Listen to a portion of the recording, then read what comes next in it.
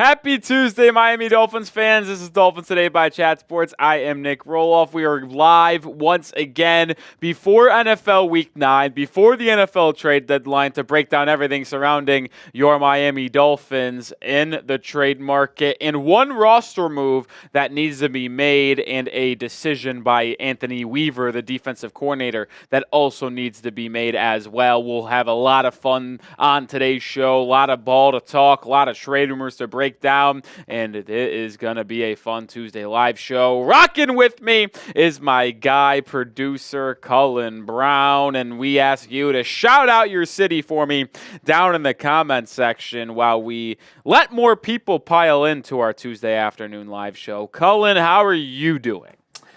Listen, man, I woke up, I'm talking sports for a living, I can't complain. How about yourself, man? How are you doing? You always ask me, how are you doing, Rolly? It's going fine, I suppose. It's hard to be positive every day when I have to deal with the Miami Dolphins. It's fair. I'm sure a lot of you guys feel the same way at times. 2-5. Do me a favor. I'm going to put your kind of just hosting talents to the test for a second. Oh, this ought to be good. Describe there's not last week's game there. In about 10 seconds. Describe the Dolphins game? Just in about 10 seconds. Tua back, offense looks good, Dolphins chokes like last year against the Titans on Monday Night Football. Done. 10 seconds. Not even 10 seconds. This guy's a pro. Guy's a pro. I mean, it really is so frustrating, and I don't want to rehash. I'm looking forward to the deadline. I'm looking forward to Week 9 as the Dolphins travel to the Buffalo area to play the Bills this week, but I'm trying to put the game behind me, but it is so irritating knowing that your offense has been the worst offense in football all year long. Your defense has been spectacular pretty much all year long. Tua comes back. Offense scores 27. Good day. Defense gives up 28. Like, it's just a sign from whoever. I don't know who you believe in. If you believe in no one, it's a sign that this team is cursed is what it is. The sign that this team is cursed, at least for this season. And, well, 24 years without a playoff win. They just might be cursed. It's looking that way. It's a bad look, man. I will say this. It could be worse. You could be the New York Jets, who went all in with Aaron Rodgers, Devontae Adams, Hassan Reddick and company, and they are as bad as you are. Yep. If not worse. Somehow, Cullen, the Dolphins are 2-5. They look like shit, and they're second in the AFC East. 10th in the AFC, so it's not like they're high up there, but they're second in the division. If I told you the Dolphins were second in the division after Week 8 and 7 football games, I think most Dolphins fans would have accepted that.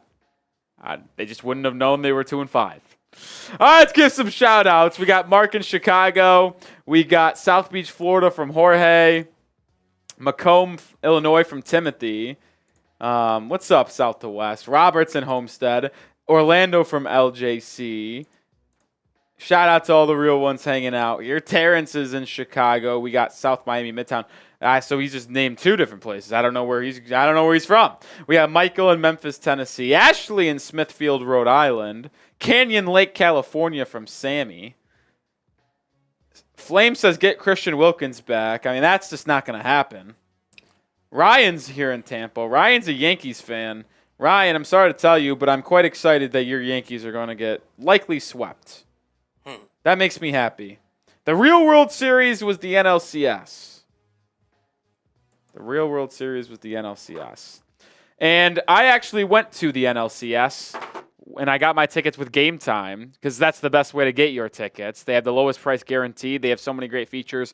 One of them being Game Time Picks, because it filters out the fluff to show you only incredible deals on great seats. So you don't have to waste time searching through thousands of tickets. You get all-in pricing as well, which means you see the total price of your ticket up front rather than getting blindsided at checkout. And I mentioned lowest price guaranteed, really is. If you find a ticket on a different service for a cheaper price in the same exact seat, same exact section, same exact row, Game Time will credit you 110% of the difference, but it's not very common that you'll find that. And you can get $20 off your first purchase when you download the app and create an account. Use code CHATSPORTS. First purchase only. Terms apply. Code CHATSPORTS to get $20 off your first purchase. Shout out to Game Time. Shout out to Game Time. What time is it? It's game time. All right, Cullen, as we move forward here in our pre-show build-up process, I know my guy Gary Hall is really excited about this today because for the month of October, this fan doesn't work? Cool. Let me figure out this fan first because it's getting hot in here. Gotta be shitting me, Cullen. LG say yes, he is a Mets fan. Who is? You are. Me? Yeah, I am a Mets fan. My dad was born in Queens. Yeah. I'm just talking to the chat here while you're Thank you, Cullen. working the fan. Yeah, my dad was born in Queens, so I'm a diehard Mets fan.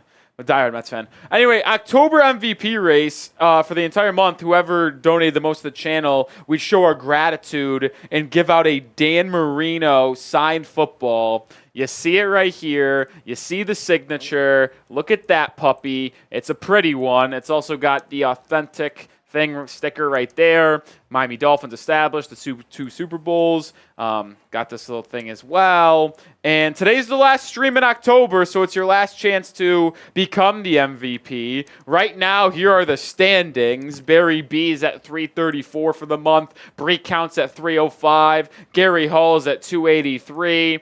Brandon Wall is at 180 and Brian Aycock is at 128. So that's where we stand going into today's live stream, which is the last one of the month of October. So right now, if no one donated to the channel today or sending a super chat in or Venmo, Barry B would get the Dan Marino signed football. He would get it, but listen. Some people can make up some time today. There is no doubt about that. Should the Dolphins sell at the NFL trade deadline? The deadline is this upcoming Tuesday. It's exactly a week from today. November 5th is the day. Should the Dolphins sell? Type Y for yes or type N for no. What do you think, Cullen? As someone who has not been really locked in with the team. Yeah. And there's just outside perspective, what do you think? From the outside looking in, it's tough, admittedly, because Tua's back and because the AFC is still wide open. You want to actually? I'm going to flash the AFC championship standings. Okay. Just to show people and give people kind of perspective. You're in 10th. Now, you and I talked about it briefly before we went live.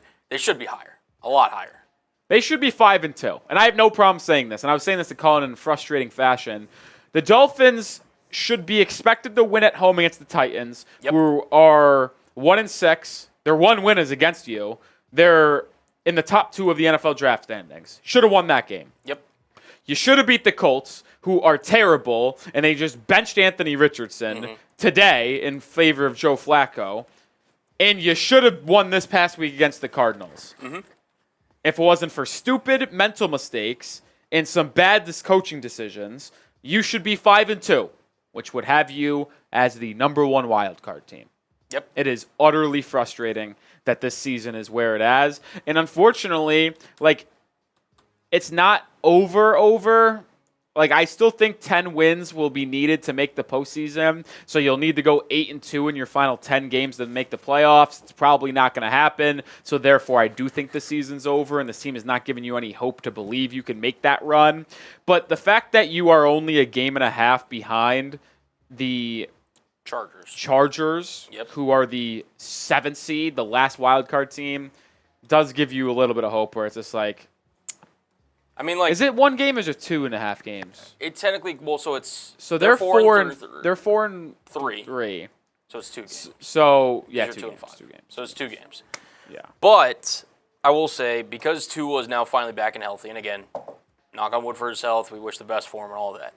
Assuming he stays healthy, I would still give it a go. Now, if there's somebody that you're going to move off because of Tua's contract anyway, and you're already kind of on the fence about it, then yeah, maybe you could sell off a part or two. But I wouldn't go full reboot, restart the farm, everything. But we'll get into the trade candidates, the trade rumors, but I don't think you're going to be seeing a crazy fire sale where it's Tyreek Hill, Jalen Ramsey. No, if they're going to trade anyone, it's going to be the veterans on 1-year deals that they can get a 5th, 6th round back pick for, especially if they lose this week to Buffalo and move to 2-6. Is there a reason to hold on to Emmanuel Ogbah? Is there a reason to hold on to Calais Campbell? Probably not, right? I know it would decimate your defensive line, but if you're tanking the season anyway because you're not going to make the postseason in 2 or 6, might as well trade the guys on 1-year contracts that are a little bit older to get picks back. and Calais Campbell has been so good, you might be able to get a 5th-round pick. Yep. Manuel Agua might get you a 6th-round pick. Might as well get some extra ammunition on day 3 of the draft. And if you want him and want those players to come back next season, well, guess what? You can sign them to 1-year deals again in free agency this upcoming year. And I mean, I just think it makes too much sense to potentially get some picks back on day 3 of the draft. Either this year or 2026. It doesn't matter. Just get more ammunition for the next couple of years because you need to infuse better and more young talent into this group going forward. This roster, as much as I liked it at times and I thought had potential because of the veteran experience on it, it just ultimately showed up this year that they are too old and too injury prone.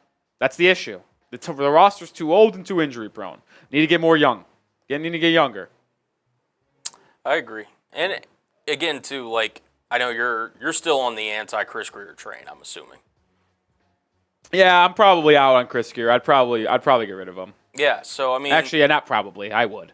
But the issue here is this as well, Cullen, is that if you get rid of Chris Grier, you're really limiting your GM search because the GM that's going to come in is likely going to be told by the owner, Stephen Ross, that you can't fire Mike McDaniel at this point. And what GM wants to come in and not pick their head coach and quarterback? Because Tua and McDaniel are already there. So what I think, unfortunately, is the most likely scenario here is that this regime gets 1 more year. That's how I view it. I think instead of getting rid of Grier, they might let him stick around for 1 more season. And if Tua, Mike McDaniel, and Chris Grier fail to win a playoff game next year or miss the playoffs again, then they might clean house and say, Tua, see ya. McDaniel, see ya. Grier, see you. Free major reset in 2026. But we'll see. We'll see. Barry B's in the building. What's up, Barry? How you doing, my friend? 122 people watching, only 24 likes. That's not acceptable. We got to get to 60 likes to start the stream and start the show. We have 4 segments on display today. It's a fun one here coming up here on the channel. The 4 segments. Dolphins, major changes needed to the defense when it comes to play calling, when it comes to personnel that is on the field. We're going to have a change that we're going to talk about here in just a second. Big move coming. Is one coming at the deadline for the Miami Dolphins, which is a week from today. We're also going to talk about some trade candidates, and we're going to look at 10 guys on this roster that could be at least talked about. Don't know if they're going to get traded, but we're going to see about players that could be called on and if I'm going to give my keep or sell at the deadline for those 10 players. And then we're also going to do a Miami Dolphins Q&A. And we also have one question already loaded up. As we know, hashtag Dolphins gets on the show maybe at the discretion of producer Cullen, but a super chat guarantees you getting into the mailbag. And just like our guy JB, who just sent in a $20 super chat, shout out to JB, he will be on the mailbag. We'll also shout him out right here if we can get that on screen in just a second, Cullen. Got to reload the new link. You know how it is. But don't worry, JB, we gotcha. We gotcha. There he is. There he is. Shout out to JB with a $20 super chat. I'm going to take a shot for that. Shout out to you, JB. I got my Patron with me. No super chat menu. We just showcased the leaderboard for the Dan Marino MVP Ball here for the month of October MVP. Barry B's in the lead for that. Shout out to you, my guy, Barry. But JB with a 20. Not sure if you saw Tua at one of the press conferences, but he went back to 2021 and talked about how they were 1-7. They were 1-7 and won 8 in a row with a team not as good as this year. Is your thoughts on this? Different circumstances. I don't know if this is the right word. Okay. Cullen, I think it is naive. That's the word I'm going to use here. To believe that this team could do the same thing. I can't think of a better word, so yeah, we'll go with naive. Okay. Shout out to you, JB. We'll answer this more in the mailbag. I'll give my quick thoughts right now. Yeah. Maybe disingenuous. Maybe. Reason why I think it's not even close to being the same. Tougher schedule. You got to go to Green Bay. You play San Francisco. You play Houston. Buffalo's done after this one. So no, I'm saying, but yeah, but you do play this week. Yep. You play the Jets twice, divisional game. It's going to be tough. You play the Browns. This should be not that too hard. But you have tough games on the horizon. I also think that, I don't know, they just caught lightning in a bottle. Like, no team, I think they might be the only team ever to start the way they did and rattle off 8 wins in a row. Yeah.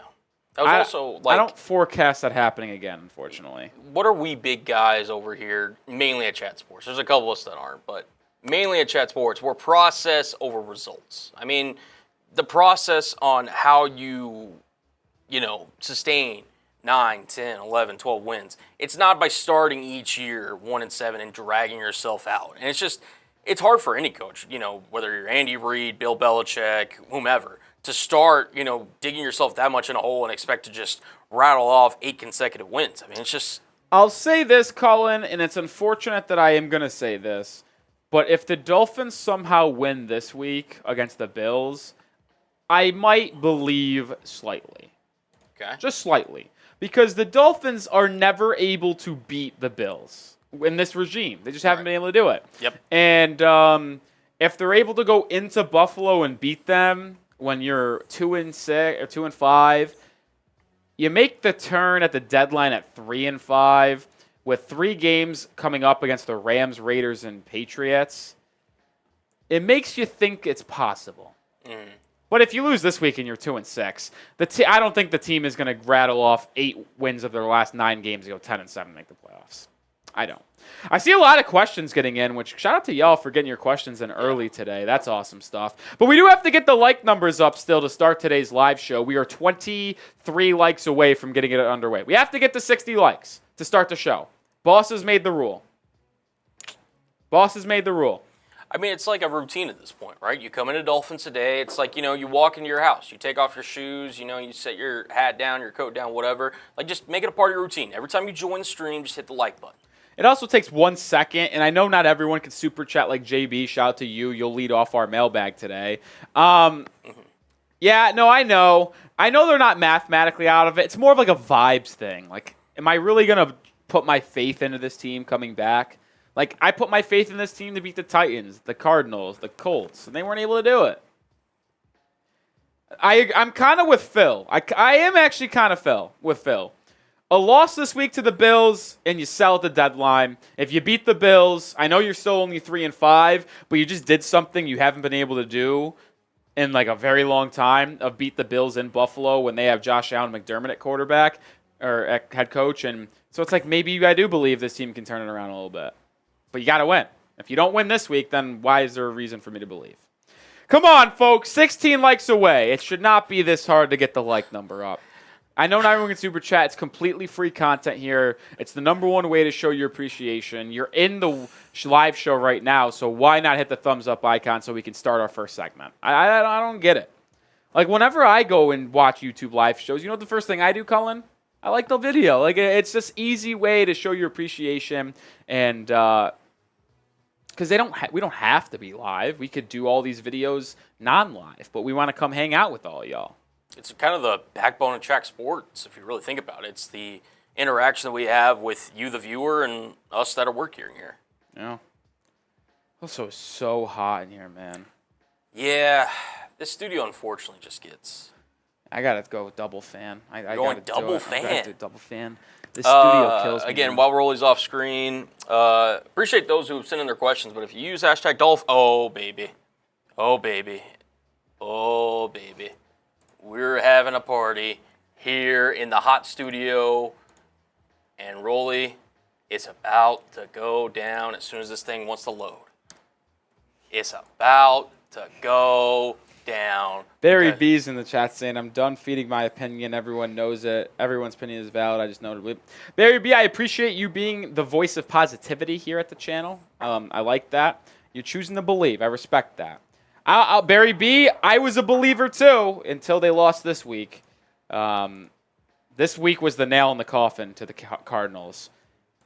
But if they win this week against Buffalo, I'll sneaky be back. You know who's back? Gary Hall back!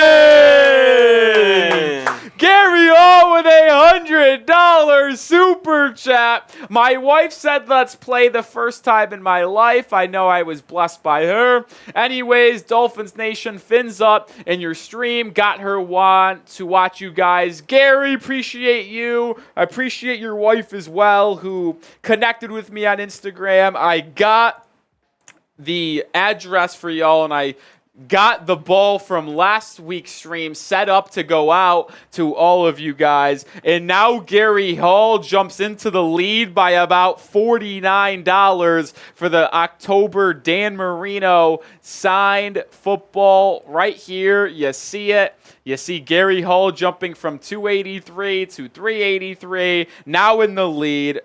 Dolphins Today football, well, not Today football, Dolphins football signed by Dan the Man Marino. We got authenticity. We'll ship it out to the October MVP. And just like that, Gary Hall jumped in front of Barry B by $49. We'll see if there's a response. But right now, our guy Gary Hall is in the lead with $383. Y'all ain't liking the video. It's driving me nuts. We need 4 likes, and then we can start the show. Come on. Come on. Ashley says she's trying to steal it. Ashley, we'll see. I don't know if I've ever seen Ashley super chat, so I don't know. 2 likes away. Come on, I want to talk real Dolphins football. It's been a long build-up here, 22 minutes. 1 like away. Who's going to be the 60th like to start today's show? Come on. But shout out to you, Gary Hall. You're a legend. And for that $100 super chat, we're just taking shots today. Let's get it. Get it. 2 shots in the hatch on a Tuesday afternoon. And now we're at 60 likes, too. And now we're at 60 likes. Look at that. Look at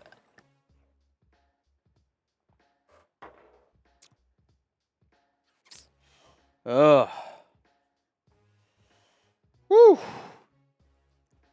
Barry B, the ball you were talking about, I think, was the Week 8 MVP ball. This is a Dan Marino ball. I think it's the 2 different balls here, my guy Barry B. 2 different balls. All right, we got 260 likes, 120 people watching. It's time to get into today's live show and our first segment about changes that need to happen for this Dolphins football team leading into Week 9. I don't know if this will ultimately turn around the season, but it's got to happen regardless. All right, let's get into the first show.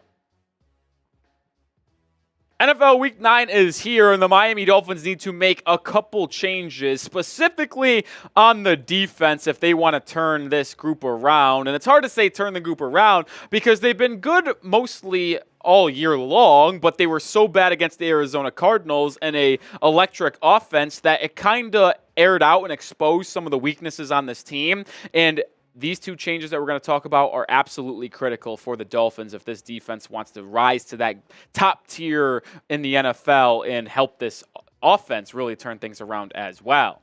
But make sure you do share the video, and it helps us quite a bit to spread the word here at Dolphins Today. Click the share button, select Twitter/X icon, click post to Twitter/X. You could also put on Facebook. You can send it to a friend or family member on text. Just help us out, spread the word. Let's get 30 shares on today's show.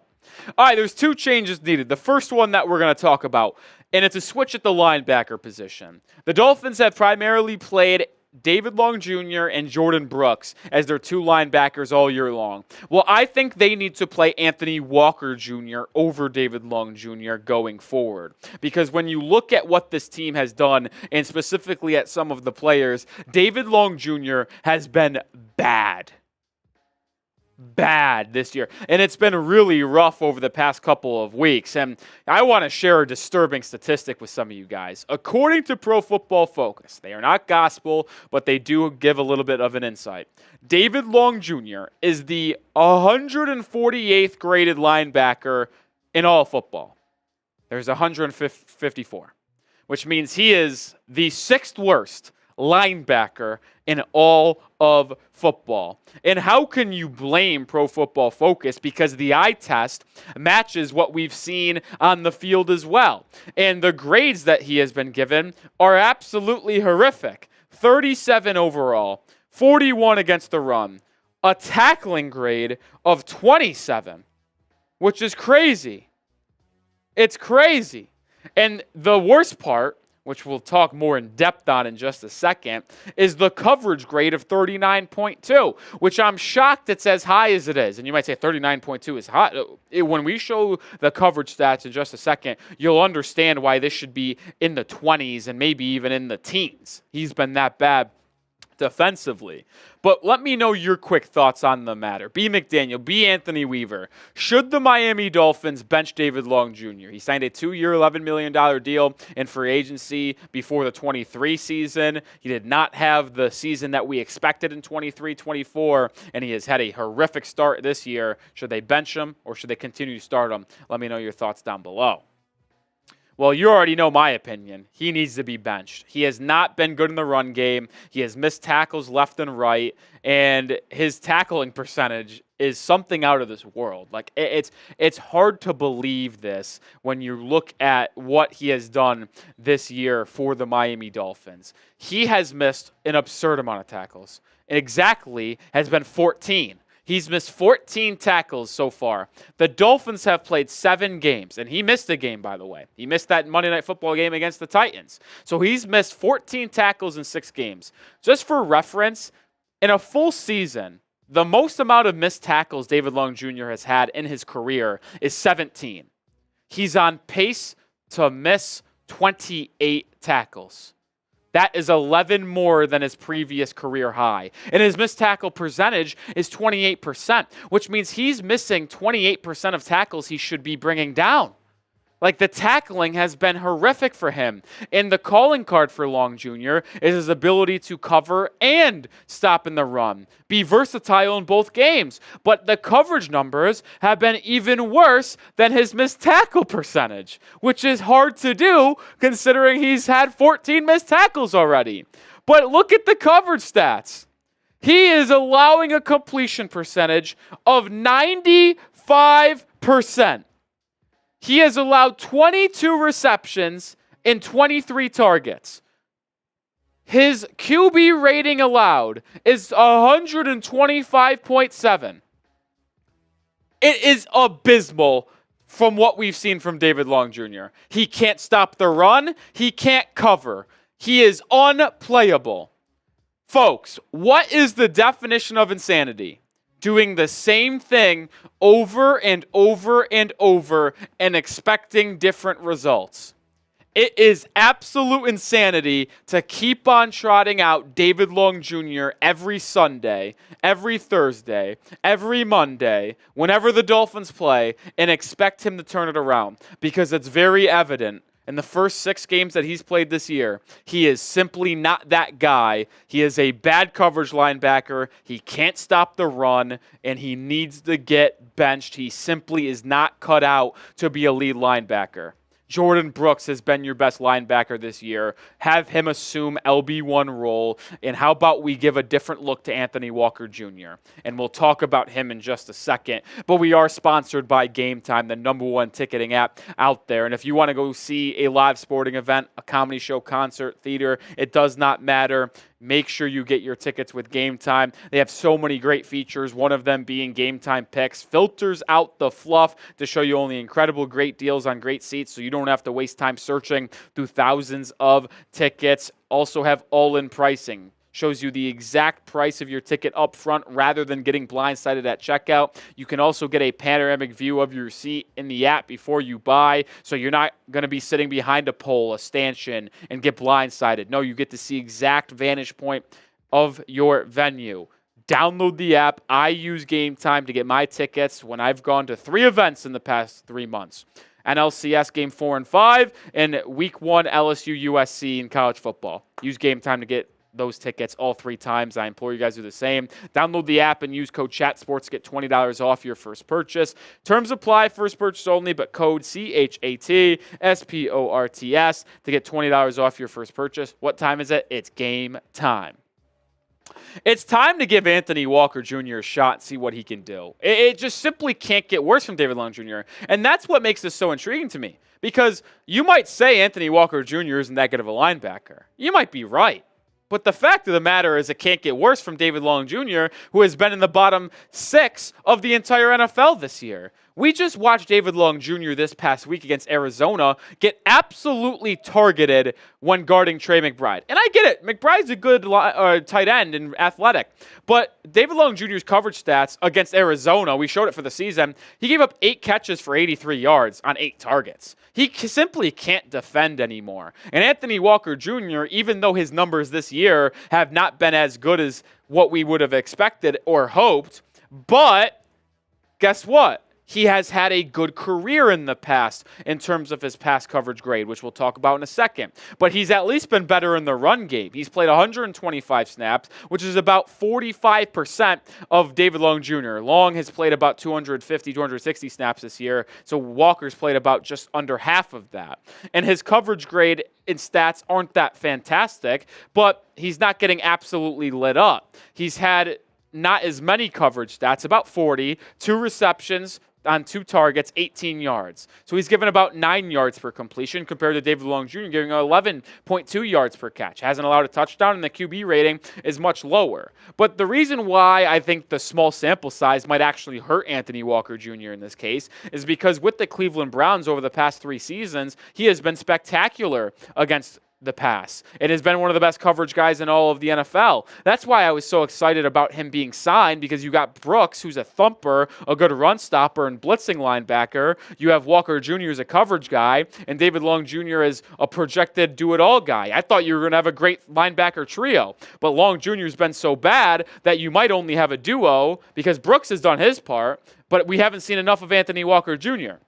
And like I mentioned, over the past 3 years, these are his coverage grades according to PFF. 76.8, 90, 78.2. He has been one of the highest graded coverage linebackers in all of football. He has decent speed. He has the ability to cover tight ends and running backs in spot situations. I don't think he's going to lock them down consistently, but he can do a better job than what David Long Jr. has been doing. I think the Dolphins need to switch it up, and like I have mentioned a couple times, it can't get worse than what it has been. Why not see what you have in Anthony Walker Jr. instead of David Long Jr.? David Long is a free agent at the end of the year. You're going to let him walk. Might as well see what happens when you play Anthony Walker Jr. That's what I would do. And make sure you are subscribed to the channel, because we're not going anywhere, and we are going to call it how it is. Whether changes need to be made, positives are going down. No matter what happens, we will break it down here at the channel. Make sure you're subscribed and joining the 62,000 strong at Dolphins Today. All right, we did tease a second change that needed to be made, and we mentioned it a little bit on yesterday's show with Bradley Chubb's injury status, but Anthony Weaver, the defensive coordinator of Miami, needs to blitz more if he wants this defense to become better and get off the field more often, because the stats are not pleasing to the eye when you're talking about this Dolphins pass rush. They are second worst in football in terms of total sacks, 9 on the year in 7 games. That's not good. They didn't have a sack this past week against Arizona. They're tied for 28th in pressures. They're tied for 21st, or they're just 21st in hurries. Now the percentages kind of do them a favor, because they have played 1 less game than most teams, so the percentages are favorable, but they're still not in the top 10, and they're exactly halfway in terms of pressure percentage. It has not been good. And the change that I'd like to see, and we talked about it, Anthony Weaver just needs to blitz more, because this 4-man front that they've been running aren't getting home. And I give Weaver credit. He has brought exotic, I wouldn't say blitzes, but pass rushes in terms of dropping Calais Campbell out, dropping Emmanuel Ogbah in coverage, and blitzing from the slot, blitzing from the safety position. But he's only bringing 4, so it doesn't classify as a blitz. It's an exotic way to bring pass rushers. But I think instead of doing that exotically and bringing 4, bringing 5 guys, you need to get closer to that 5 consistently, 6 consistently, generate those blitz packages, because you aren't getting home with your guys right now.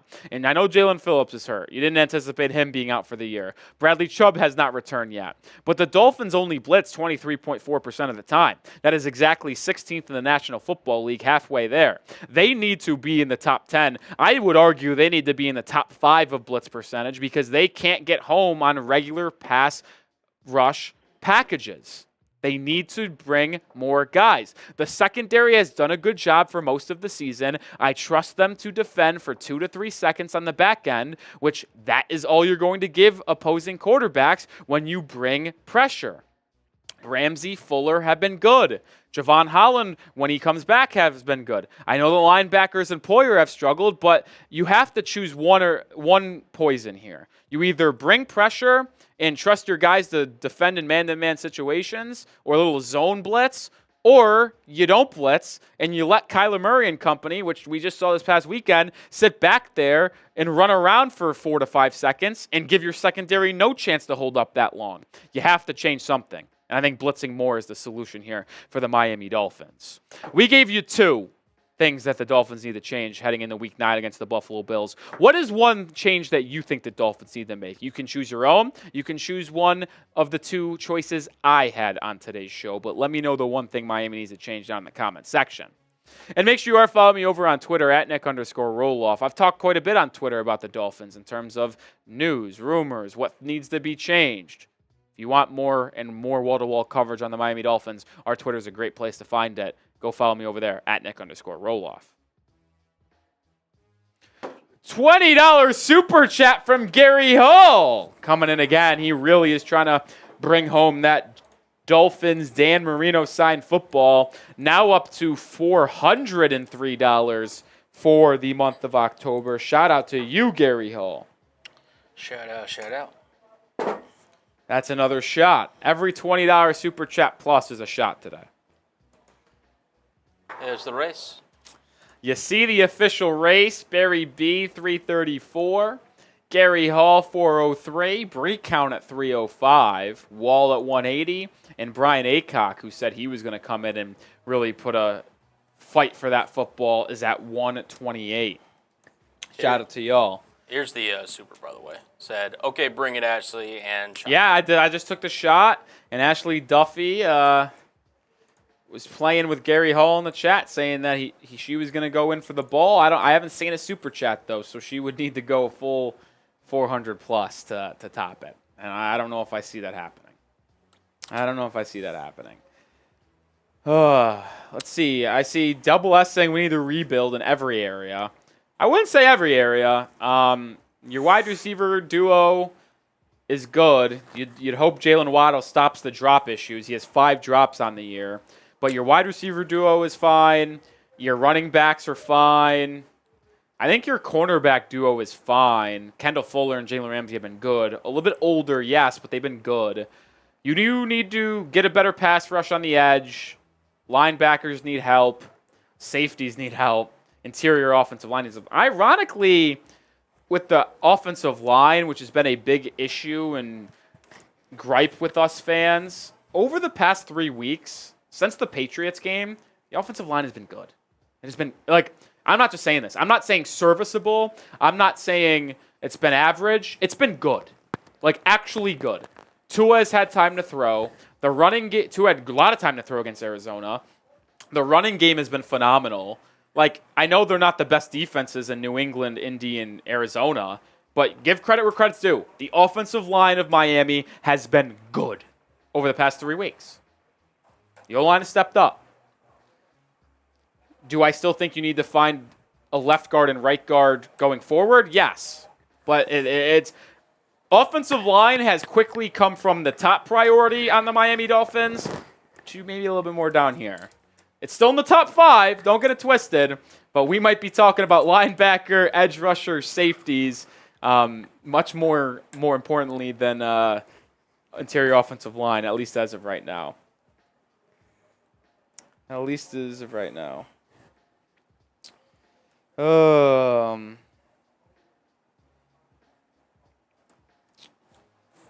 Just looking at some news and notes around the league here. Deontay Johnson getting traded. Interesting. Yeah, that happened earlier. I guess I made it official or whatever. or was made official.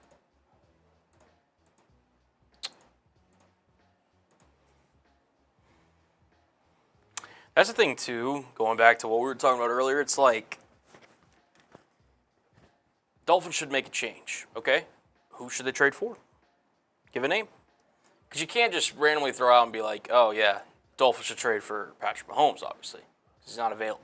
I'm just curious to know if you're in the camp of the Dolphins, the season's not over, and the Dolphins actually need to make moves to improve the roster. What are some names that you guys are thinking of? Just curious. I'll say this. I don't think the Dolphins should make a trade to add someone to the roster right now unless they win on Sunday.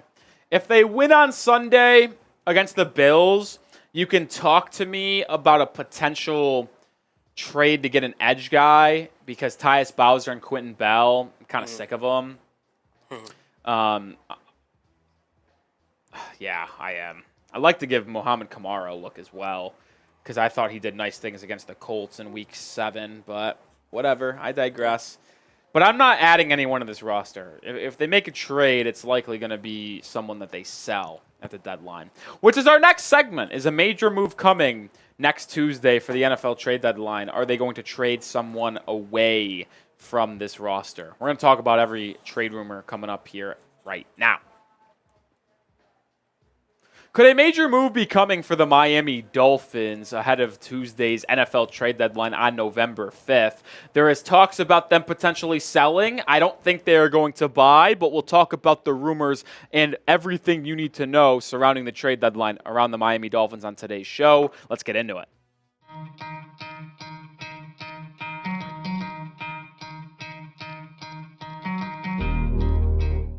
I am Nic Rohloff. This is Dolphins Today by Chat Sports. On today's show, will the Dolphins make a big move before the NFL trade deadline passes next Tuesday on November 5th? I don't anticipate anyone getting added to this roster, but could they trade a big piece away? Well, I'll tell you what, folks, if a trade does happen in any capacity, we will have you covered. So make sure you are subscribed, but make sure you also have those notifications turned on. Only 14.7% of you guys have notifications turned on. We will be the first channel to let you know a trade has happened, and when you get that notification, you're going to need to have it clicked on to all, not just personalized, so you do know when a trade goes down. Make sure you subscribe and make sure you have those notifications. But the reason why I think a selling trade could happen at the deadline is because where Miami sits in terms of the AFC. They sit all the way down there in 10th land. It's not been great. Yeah, and it should be better. It should. It's disappointing that they're 2-5 to this point. And yes, they're only 2 games back of Los Angeles for the final wild card spot right now with the Colts and Bengals reeling. But when you really think about the schedule ahead, you have some winnable games on there, but you don't have many. Raiders and Patriots at home, you would like to think are guaranteed wins with how bad they have been and a fully healthy Tua, hopefully still being here. But in Buffalo this week, you're staring at a loss there. Against the Rams in Week 10 on the road, it doesn't look like they're going to sell off any of their pieces. So are you really going to win against Matthew Stafford, Cooper Kupp, Puka Nacua and company? I don't know. And are you going to go in the Lambeau in a cold November night at the end of the month on Thanksgiving? I don't know either. So right now, what's once was an easier little set of schedule, I could only count here a 2-3 stretch for Miami, if we're going to be honest. And when we're specifically talking about this week before the trade deadline, because there's only one game left before the trade deadline, and that's this week against the Buffalo Bills. And because of the history between Miami and Buffalo and going to Buffalo to play the Bills, you're staring at 2-6. And if you are 2-6, the only way you make the playoffs is if you probably rattle off 8 wins in your last 9 games to go 10-7, and I do not see that happening. So why not trade some veterans at the deadline that aren't going to be on this roster next year? Why not recoup some draft assets on day 3 to really start to try to infuse more talent to this roster? And I don't think adding to this roster is even remotely in play unless the Dolphins win on Sunday against Buffalo. And Marcel Louis Jacques, hopefully I'm saying that right, of ESPN, believes the same thing.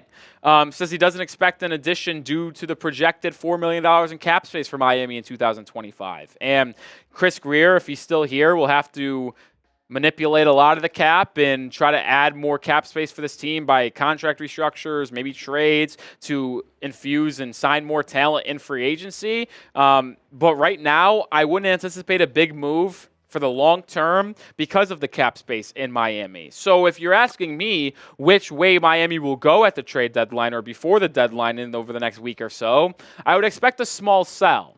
Now, maybe a big trade could happen. If someone comes and wows you with a massive trade offer for, say, one of your top veterans, a.k.a. Tyreek Hill and Jalen Ramsey, which we'll talk about in just a second, maybe you have to consider it. But if I'm the Dolphins and you lose this game against Buffalo and you have 48 hours until the deadline, I would look to maybe trade away some of your one-year guys that could fetch you a 5th, 6th round pick, and I would call that a soft, small sell. But let me know your thoughts on the matter in today's pinned comments. If you hit with a YouTube ad break, let it play, scroll down, and answer today's question. Should the Dolphins sell at the NFL trade deadline? Type Y for yes or type N for no. We talked about what a big move, if you're selling, would be in terms of Tyreek Hill and Jalen Ramsey. I'll also throw Jevon Holland into this range.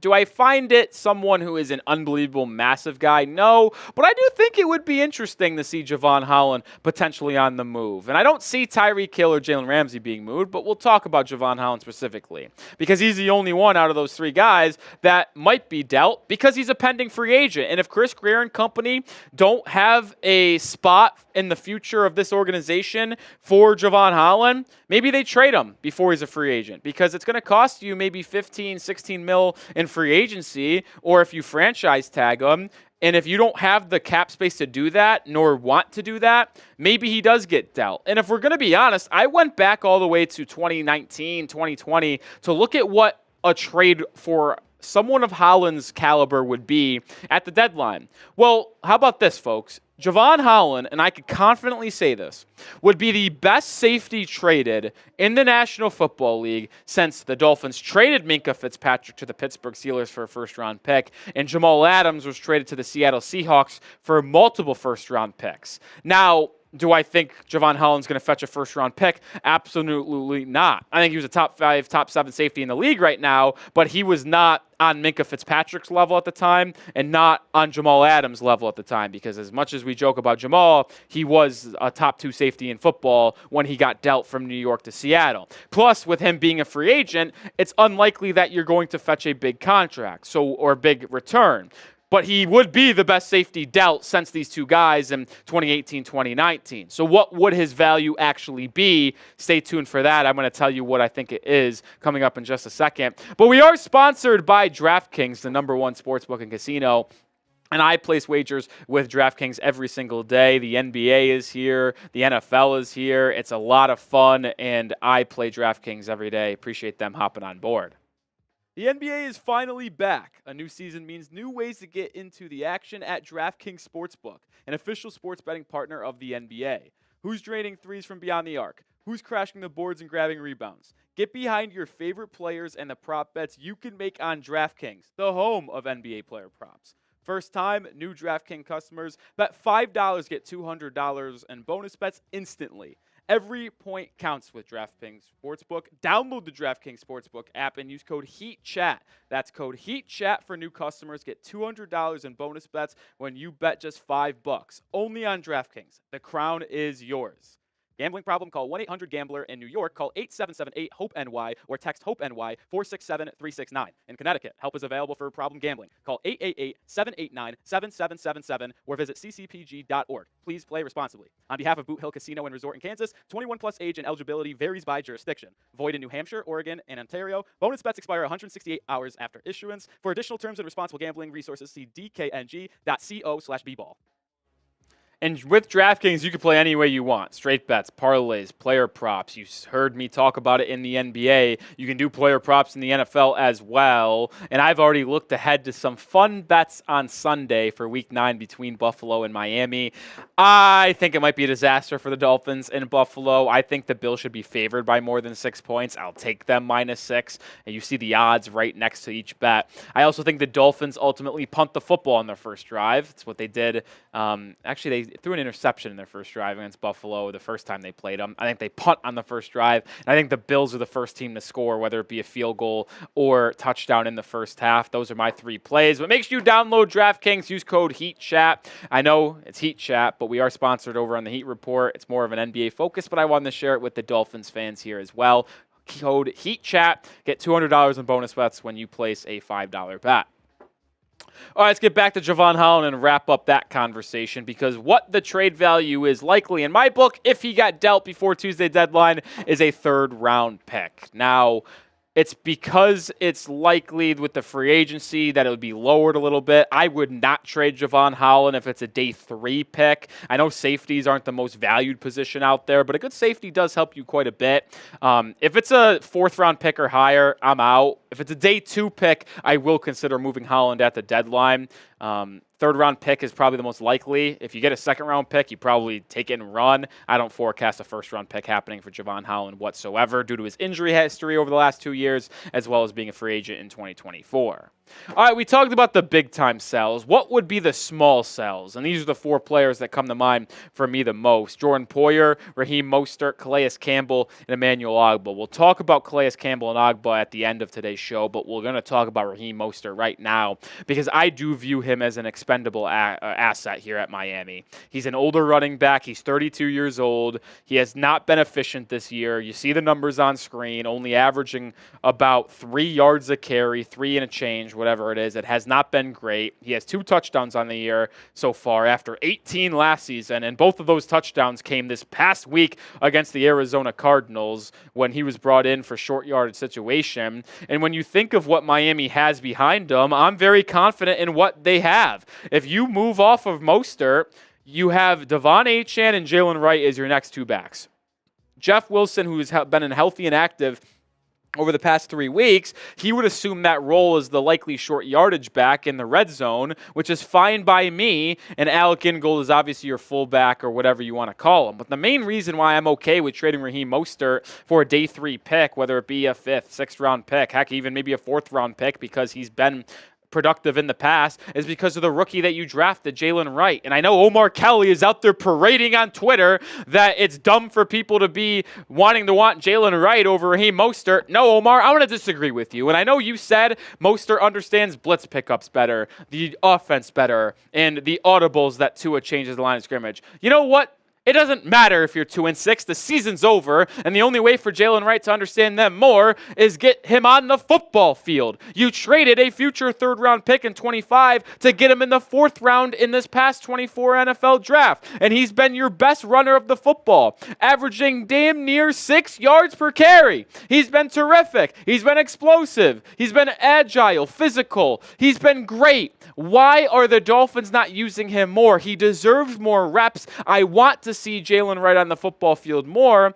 And if the team comes calling for Raheem Mostert at the deadline and offers a 4th or a 5th, I'm absolutely moving off of him with no questions, no hesitations, rocking with Achane, Wright, and Jeff Wilson for the rest of the season, especially if you are 2-6. Or hell, even if you're 3-5, Raheem Mostert won't be the difference in you winning a playoff game. I promise you that with how Devon Achane and Jalen Wright has looked this season. All right, name someone you think the Dolphins should trade. If I had to pick the number 1 player Miami should trade, it would probably be Raheem Mostert, if I'm going to be honest. Looking like at a team like Dallas, who has really struggled this year. Zeke is cooked. Dalvin Cook is terrible. Raheem Mostert would be their RB1 right away. If they want to add to that room, they send us a 5th. We send him Raheem. I'm absolutely in. Name someone you think the Dolphins should trade. Maybe it should be one of the edge rushers or defensive linemen we mentioned earlier. I got to be honest, I would trade Calais Campbell or Emmanuel Ogbah as well. Both of them are 1-year deals. Ogbah signed right before training camp opened because Shaq Barrett retired. Calais Campbell signed earlier in the offseason, but on a Vetman 1-year deal. And guess what, folks?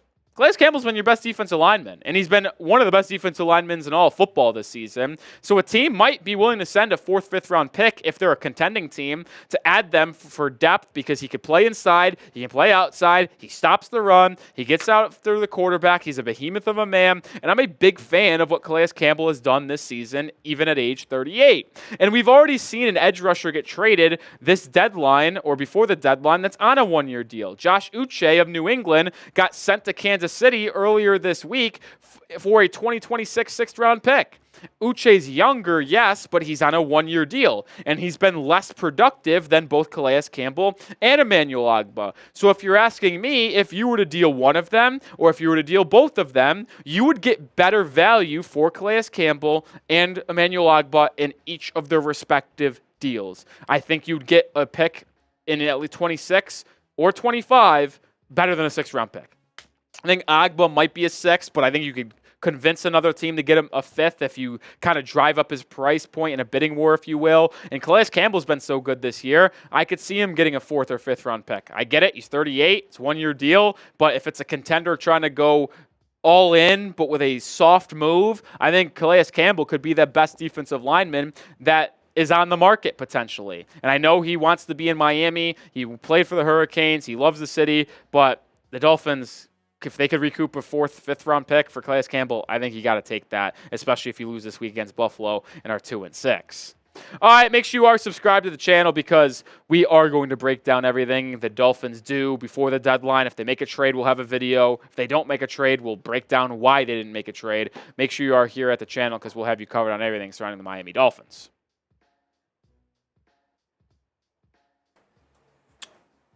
Bang, bang, chicken wing. Bang, bang, chicken wing. Let's read some of the chats here. Name someone the Dolphins should trade. Gary Hall says, my wife is totally hooked to your channel now. That's awesome. Appreciate the two of you guys for coming in and hanging out with us. Appreciate y'all. Hopefully y'all continue to do good. And right now, Gary, you two are in the lead for the Dolphins. Dan Marino signed football. We'll see if anyone makes a push here in the final 30 minutes, 40 minutes that we're live today, but doesn't look like it right now. I saw every noodle say Ogbah. Yeah, I could see him getting traded. Fins Up says get rid of David Long Jr. Yeah, I would trade David Long Jr. if someone comes calling for him. Lyric says I wouldn't trade Campbell, sign up for one more year and actually get somebody to hell. Zach will come back, then we'll have Phillips Chubb with him. Well, yeah, but guess what, Lyrics? I know you're saying you wouldn't trade Campbell, sign him for one more year, but he's, at this point in his career, not going to sign with someone that's not a contender. So if he doesn't believe that Miami can contend next year, he's not going to re-sign.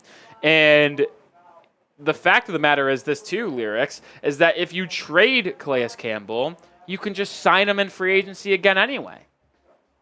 So, yeah. Barry B says we couldn't get a hot pocket for long. Probably not. Off-ball linebackers, their trade values, they're one of the least valuable positions in football. Colin, would you agree with me that the three least valuable positions in football interesting. Are probably in terms of and I think we've seen it with contracts and trade compensation. Least three. Mm-hmm.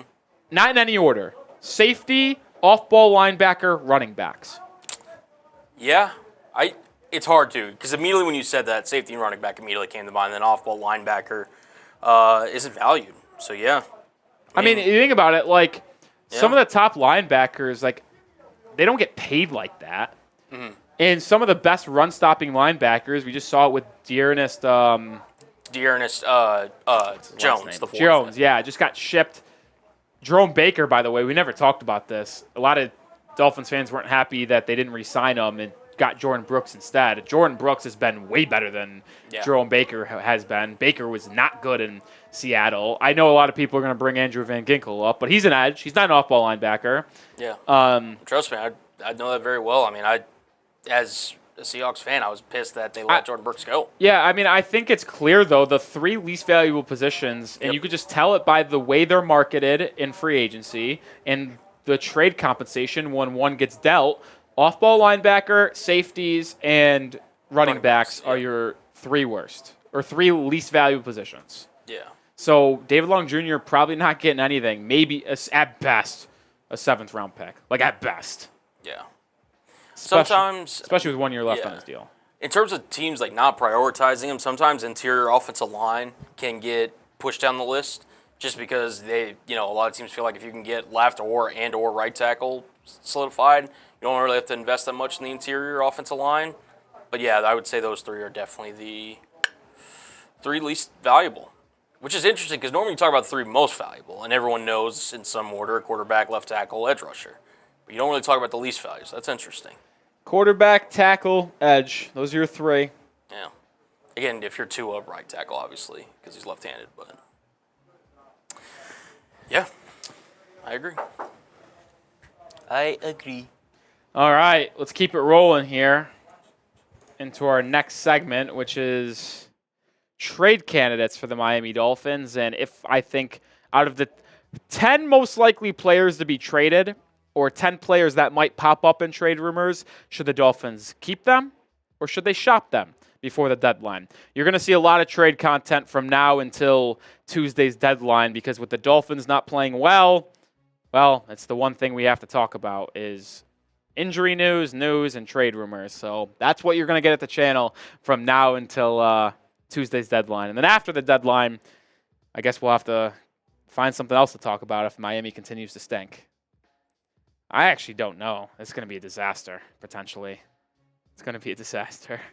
But hopefully the Dolphins turn around the season so we can talk about good news. Did somebody say mock draft season? We've already done one. The fun thing is Dolphins are 2-5, and I believe if the draft was tomorrow, it would be drafting 10th. You know, 30% of the league has 2 or less losses. Yeah, we got a bad product in the NFL right now. Somebody took like a screenshot. I saw it on Twitter yesterday of like Tankathon and like where everybody's ranked, like up to a pick like 11 or something like that. It's like teams with 2. We got a bad product in the National Football League right now. It's a lot of bad football. Yeah. Oh, Brandon Wall's in the building. What's up, my friend? What's the O-line draft class looking like? Great news, good O-line class. The best part about this NFL draft class is the trenches. Offensive line and defensive line, at least to this point. We'll see if things change. There's a lot of time between now and April and the draft cycle and season still continuing. But I promise you the 2 best position groups as we currently sit in late October are offensive line, defensive line in the draft, which is Miami's 2 biggest needs. So it's good to know. Oh, Sean, yeah. I mean, the worst division in football is the AFC East. It is. You could argue the AFC South is the only one that can rival it, but the Texans 6-2, Colts 4-4. Yep. And then you've got the Jags and Titans, both 1 win, 2 wins. 2 wins for the Jags, 1 win for the Titans. Yeah. But the Dolphins, 2 wins, Jets 2 wins, Patriots 2 wins, Bills 6 wins. That's depressing. We don't have to talk about the Titans, though. Anthony, I'll read your comment here. Where is... Tyreek Hill's not going to get traded at the deadline. And I'll explain actually some of that now in this video, so let's jump right into it. Is Miami Dolphins GM Chris Grier going to go complete sell mode at the NFL trade deadline? On today's show, we're going to look at the top 10 trade candidates for the Miami Dolphins, and I will tell you if I believe they are going to buy. Now, fuck that. I said that wrong. Start that shit. How did I do this? Take off my name badge. You threw me off there for a second there again, Colin. We threw me off, Colin. See, this is why us Austin going live. We went to get into a segment, and we just got us the full mess up, and we're starting over. We're doing it live. Okay, sounds ready. We're gonna quick. Yeah, okay, whatever. All right, let's do it. Could the Miami Dolphins sell at the deadline? We'll take a look at the top trade candidates on today's show and if I believe they should be kept or should they be shopped. But make sure you do like the video because we're not going anywhere. And I know some of you guys out there are frustrated with this team, but you still like the Dolphins. And I want, even at our lowest moment, to show the world that Dolphins fans still care about this team. Hit that thumbs up icon. Let's get 500 likes to show the world we're not going anywhere. And on today's show, like I mentioned, we have the top 10 players most likely to be potentially talked about in trade rumors before Tuesday's November 5th NFL trade deadline. And I'm going to tell you if the Dolphins will keep them or should shop them. And we'll start with a keeper, and that is Tyreek Hill. There will be some rumors out there on the star wide receiver, but I don't think they will last long. It was actually reported about a week and a half ago about how the Dolphins will have no chance of trading Tyreek Hill, and I think that's the smart decision. And although it's been a down year for Tyreek through the first 7 games of the season, with only 2.5 games coming with Tua Tagovailoa, the numbers haven't been there. But with Tua, he had 130 yards and a touchdown in the first game of the season, and then last week against the Cardinals had over 69 yards again. Like, I am very impressed with what Tyreek has done with Tua at quarterback, and that should come to no surprise. And when people talk about a Tyreek Hill trade, I don't think you're getting value at the deadline anymore. And I think teams have realized that there's no chance of him being available, and they've pivoted, which is why I think he's going to be kept, because the Chiefs traded for DeAndre Hopkins, the Ravens traded for Deontay Johnson, Davante Adams got traded to the Jets, so you already have 3 top guys and getting traded, and Cullen's in my ear talking about Amari Cooper. Like, nobody is going to go out there and trade a first for Tyreek Hill right now when they've been bargain shopping pretty well with some of these other guys. So to me, if you are trading Tyreek Hill, I'd wait until the offseason and reset the contract standpoint there to get some cap space for free agency, or you do it during next season at the deadline if a team needs a wide receiver. I am not trading Tyreek Hill at this point. I'm keeping him. He wants to be in Miami, so I always will take players that want to be here. But if you are going to deal him, I think it's going to come in the offseason or next year. All right, let's move it on to Calais Campbell here, and unfortunately I do have him on my shop list. Not that I want to get rid of him.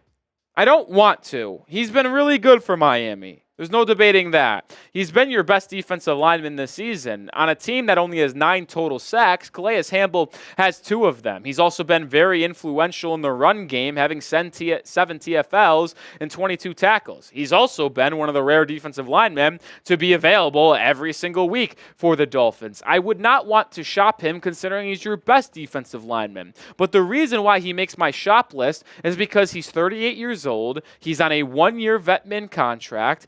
And if you are going to not be in contention, if you lose this week against Buffalo and are 2-6, why would you not try to recoup a draft pick on day 3 for one of your best players that is not guaranteed to be on the roster next season? And if you want him to be on the roster next year, you can still re-sign him in free agency, even if you trade him before the deadline on Tuesday. I think he's played so well this season and has shown the ability to be healthy, plug run gaps on the offensive line, as well as get after the quarterback, where you can get a 4th round. You can get a 5th round pick for him on day 3. And if a team that's contending is calling you and offering that, it should be a no-brainer to make that deal if you are 2-6 and have no chance to make the postseason this year. Is he on the block? I don't know, maybe. But name a Dolphins trade candidate in your own opinion down in the comments section. Drop a name. Let me see who you think should be traded down below. We've talked about Jevon Holland being someone that's on the block for Miami and potentially a sell candidate as he's a free agent to be. I actually have him on my keep list. And I know we've talked about if he gets offered a good trade, it's interesting. And that's kind of how I feel on Jevon Holland. I like Jevon Holland. When you look at the secondary, he's the only young piece in it.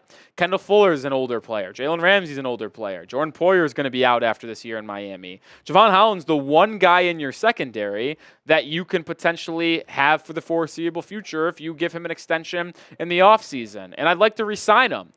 But with that being said, if you get wowed by a trade offer and a team that really is desperate for secondary help, and specifically at the safety position, offers you a, say, 2nd-round pick, it's going to be hard for me to say no because he is a free agent. And then you can allot that $15, $16 million to someone else later on in the year. And the issue that I have with Jevon Holland is he's entering his 4th season and final year of that rookie contract after being drafted in 2021 is that what is his value going to be? Are you going to pay him $15, $16 mil? I don't know. And the injury scares have been piling up a little bit. He was as reliable as it came in his first 2 seasons, which landed him as a top 5, top 7 safety in all football, playing in 33 games. But over the past 2 seasons, playing in 12, he has missed a game already this year and with that broken bone, and now he has a knee injury that might keep him out for this week against Buffalo. So to me, with Holland's injury history kind of starting to come up here, I don't know. Maybe that doesn't get him traded. But I would like to keep him if it's possible. Like I said, though, if a team comes up and offers you a second-round pick for Jevon Holland, I'm going to have to accept that. Third-round pick would be enticing as well. But if it's a day 3 pick, I'm going to keep Jevon Holland. Raheem Mostert is someone I am going to put on the shop list, the veteran running back who is 32 years old. He just simply hasn't been as good as what we have hoped this season. Coming off a 1,000-yard season in 2023, 18 touchdowns, leading the National Football League. It hasn't been as good for him. He's averaging just over 3 yards a carry. He had his first touchdown of the year this past week against the Arizona Cardinals. He had 2 of them, give him credit, in short yardage situations. But I'm okay shopping Raheem Mostert. I really am, because he's 32 years old. That fall off might be happening, and if a team offers you a day 3 pick for Mostert, I think I'm willing to accept that, especially when you know that you have a couple young studs already in this backfield. Devon Achane has been a top 5 back in football this year in running, as well as passing. He's been fantastic. And I'm fine letting Jalen Wright continue to cook. And I'm going to continue to bring up this point time after time after time. Wright was drafted in the 4th round in the 24 draft. You traded Philadelphia a 2025 3rd-round pick. So you gave up more value to get him because you liked him that much. So why not give him the opportunity to be that second back to Devon Achane and create that 1-2 punch? Let him cook. He averages 6 yards per carry just about. He's been elusive, explosive, physical. He has done everything that you could have possibly wanted him to do to earn a top 2 share in this Miami Dolphins backfield. I am more than okay getting rid of Raheem Mostert and shopping him if it means getting more snaps for Achane and Jalen Wright. All right, make sure you do subscribe to the channel, because if a trade happens or doesn't happen before Tuesday's NFL trade deadline, we will have you covered. Let's get to 63K subscribers ASAP, under 250 away. Hit that sub button right now. We're going to keep Emmanuel Ogbah, and I don't know why I said keep. I meant to say sell. Hand up. That one's on me.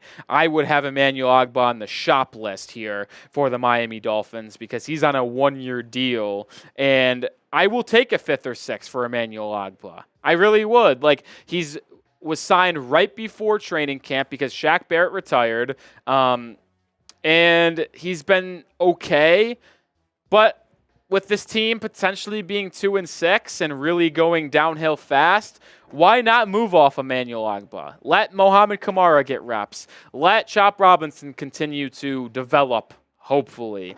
And with Bradley Chubb returning, maybe in the next month and a half, you can throw him and have him help teach the young bucks of Kamara and Chop Robinson. If a team offers a 5th or 6th for Ogbah, I'm probably willing to accept that and let the young guys play some football. 5 more candidates to talk about here in just a second. But we are sponsored by Game Time, the best way to get your tickets, and they are the lowest price guaranteed, and they specialize in getting you tickets at the last minute with features like Game Time Picks, which filters out the fluff to show you the incredible deals on great seats on thousands of tickets. It's the best way to get your tickets. I said lowest price guaranteed. It really is guaranteed, because if you find a ticket in the same exact seat, same exact section, same exact row for a lower price on a different service, they will credit you 110% of the difference. How about that, folks? And like I said, specialize in last-minute tickets. Personal experience here.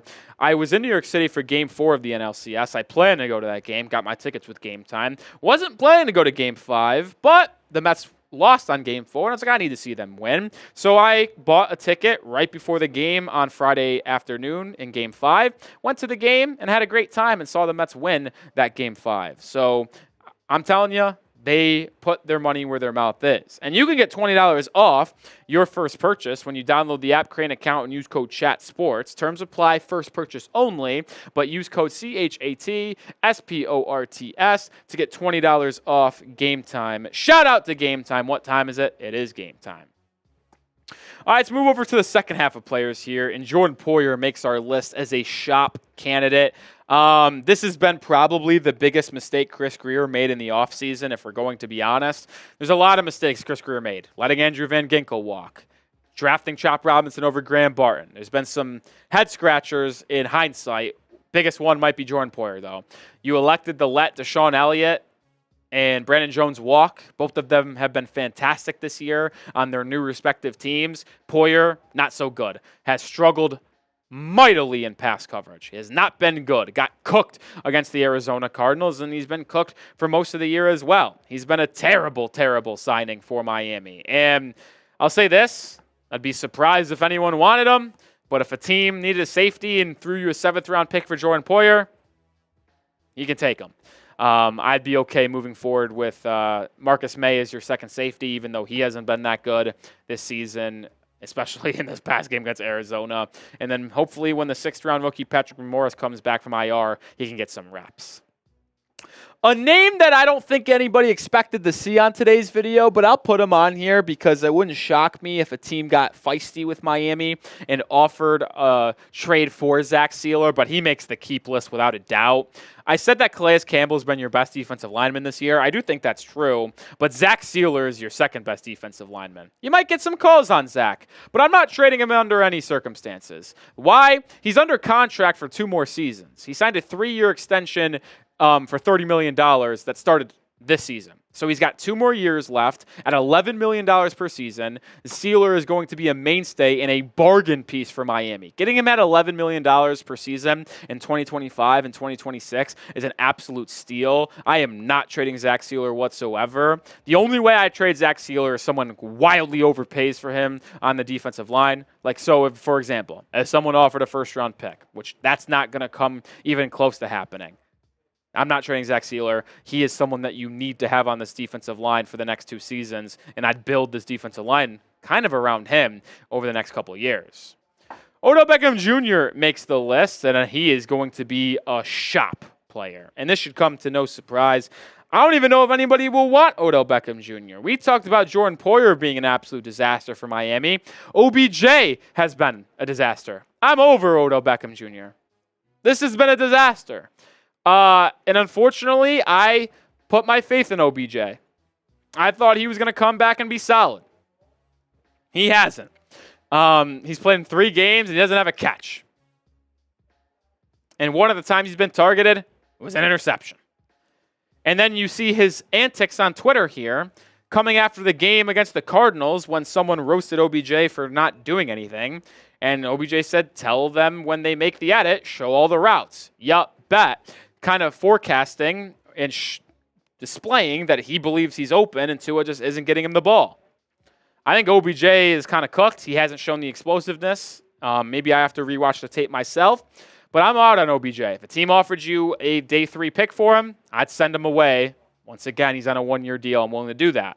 And I put my faith a little bit more in Malik Washington. He hasn't really done much this year. 3 catches, 17 yards. He's been more involved in the return game with Braxton Berrios being hurt and out for the season. Malik Washington had a really good punt return, by the way, against Arizona in Week 8. I'll be excited to see what he does going forward in the return game. But I'm fine having him in your slot. They use Jonnu Smith in the slot quite a bit. They've used running backs in the passing game quite a bit as well. I think OBJ has turned out to be expendable for this team, especially since they're 2-5, potentially 2-6. So I'm trading OBJ, and I'm done with this experiment in Miami. Are you done with OBJ, though? Are you agreeing with me? Type Y for yes, type N for no. 2 of the biggest misses from Chris Grier is definitely Jordan Poyer and Odell Beckham Jr. Let me know your thoughts down below. I'm going to sell and shop David Long Jr. I am not wanting to keep David Long Jr. He just has not been good for Miami this season. And I'll be honest, if someone wants him, you can have him. We talked about it earlier this week about changes needing to be made. David Long Jr. should be benched. He's been bad. Like, horrible. Like, terrible. One of the worst coverage linebackers in football. He's the 6th worst graded player or linebacker in football. It's been a disaster. He has not been good. And like I said, if someone wants him, have him. Be a 7th-round pick. But Trade him for a bag of peanuts at this point. Last player we're going to talk about is Jalen Ramsey, and he is a keep. Jalen Ramsey is absolutely a keep. I don't even think people would trade for Jalen Ramsey, and maybe if someone offered a first-round pick, I'd think about it. He's 29, but Ramsey was number one guy. And here's my thing. If you wanted to trade Jalen Ramsey for a first-round pick, you would just create cornerback as one of your top needs because you don't have any young guys to bring up. Like, Cam Smith has not been good. Well, he played one game, and he wasn't good. Kendall Fuller's on a 2-year contract, so he's older. They don't have any young guys waiting in the wings here. So you're going to need someone to man down that secondary and cornerback room for the foreseeable future. And it is Jalen Ramsey, and you also gave him a contract extension before the season began. So, yeah, Jalen Ramsey is definitely going to be still on this team. I'm keeping him just like Tyreek Hill. I know they're two really good veterans that could get you first-round picks back, but if you want to trade them, I think that trade would happen next year or in the offseason, not right now at the deadline. Kind of what I feel. Make sure you are subscribed. Like I said, daily content coming here at the channel. Sometimes 2 videos a day. We'll break down everything on the Miami Dolphins. So hit that sub button and join us here at Dolphins Today. Whew. Yeah. It's hot in here, man. Very. I'm sweating. Very much so. I'm also very hungry. Glad I'm not the only one. You get a 5 from Gary. Gary! Barry says, or Fida, shout to you. Barry, if they make it to the Super Bowl, when they make it, definitely be there and would like to meet you. Barry and Gary.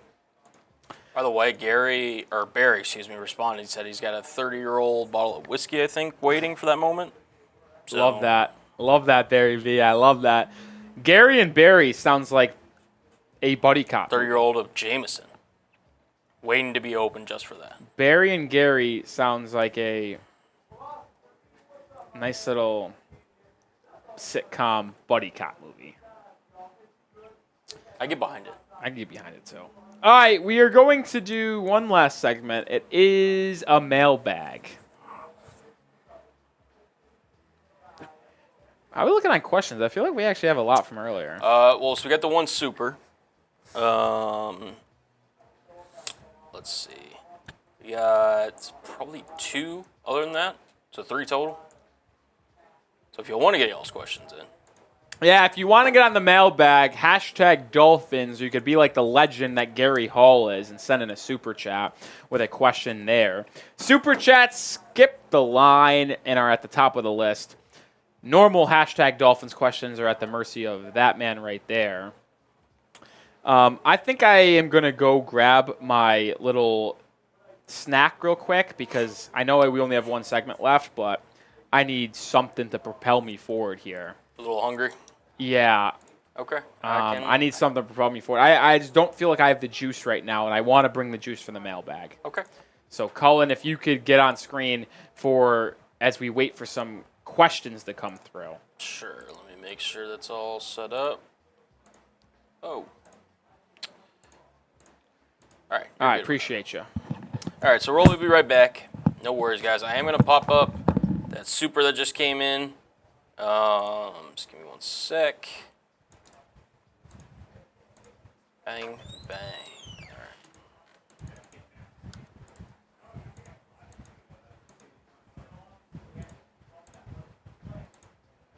Y'all are seeing everything done in real time.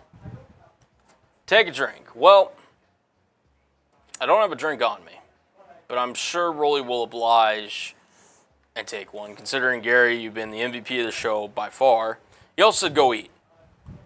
So I got my water right here. Drink that. And unfortunately, because Rolly left, I can't go grab a drink right now.